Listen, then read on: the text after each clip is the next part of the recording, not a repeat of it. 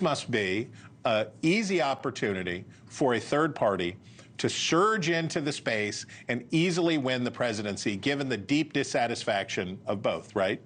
It is a good moment. I'm not sure it's the best moment. I mean, Ross Perot, 19% in 1992, but it is certainly a good moment, and Democrats are certainly taking it seriously. You have the DNC stepping up their work against one in particular, RFK Jr., who they worry, just by the fact of his last name, could pull Democrats away from Joe Biden. You saw at the St. Patrick's Day event at the White House, there were a number of members of the Kennedy clan. There was a photo of all of them with Joe Biden.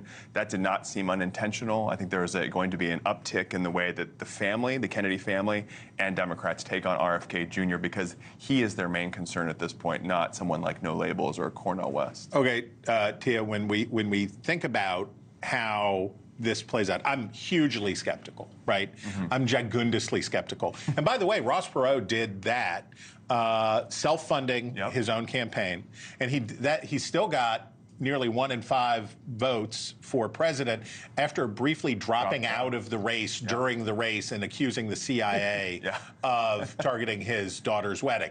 So normal stuff. Normal, just totally normal. That giant sucking sound. So Jeff Duncan from Georgia dropped out of the running on No Labels and said, "I don't want no labels for me."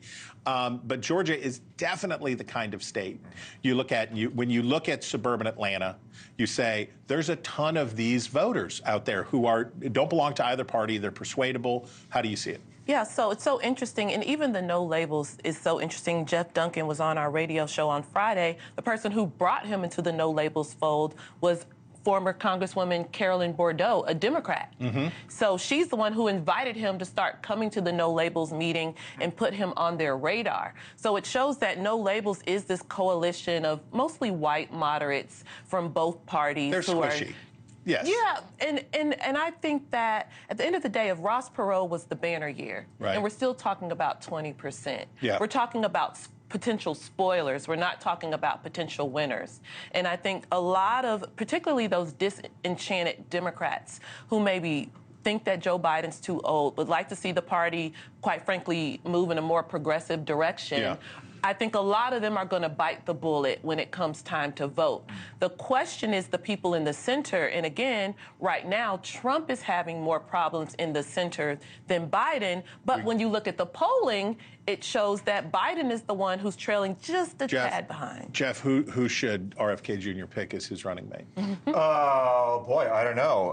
Elvis, he probably believes Elvis is still alive. Is out there, I mean, he never met a conspiracy theory he doesn't like. You do well in the Deep South. Sure, yeah. Very good if you had Elvis. How do you see it quickly? I feel like that's a headline if Elvis is still alive. I think RFK Jr. is only a problem for Democrats because of his last name, Kennedy. If he was Robert F. Kowalski Jr., there'd be no issue here. And it is strange for me, as Tia just pointed out, a lot of these voters who don't really like either, a lot of them are in the center. And I think, center, who's that person? Even-keeled, pragmatic, right? How many of them are going to think, oh, RFK Jr., Mr. Vaccines? But, Drucker, there are a lot of anti-vaccine people on the right, and if Kennedy gets the libertarian nod when they have their convention in May, he could be trouble for Trump. Well, 15 seconds. That would solve his issue with getting on the ballot. He can't take votes away from Biden or Trump if he's not on the ballot in all states, and so that's what we have to watch for. Thanks for watching. Go to joinnn.com to find NewsNation on your television provider, and don't forget to click the red subscribe button below to get more of NewsNation's fact-driven, unbiased coverage.